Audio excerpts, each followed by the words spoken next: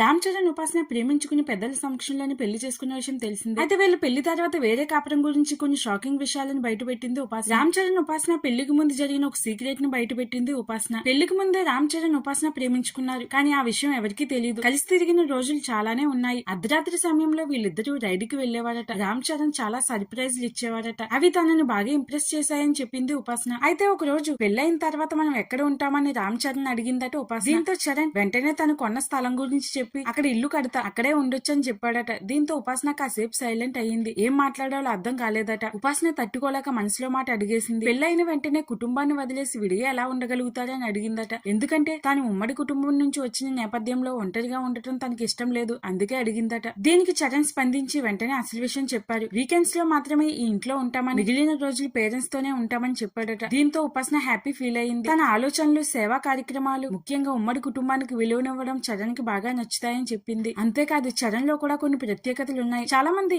ఎదుటి వాళ్ళకి చెప్పే అవకాశం ఇవ్వకుండా మాట్లాడుతుంటారు, కానీ చరణ్ అలా కాదు. ఎదుటి వాళ్ళు చెప్పేది ఓపికగా వింటాడు. వాళ్ళు చెప్పడం అయిపోయిన తర్వాతనే తన అభిప్రాయం చెబుతుంటాడు. ఏం మాట్లాడాలని ఆలోచించుకుని మాట్లాడుతుంటాడు. నా విషయంలో చాలా కేర్ తీసుకుంటాడని చెప్పుకొచ్చింది ఉపాసన.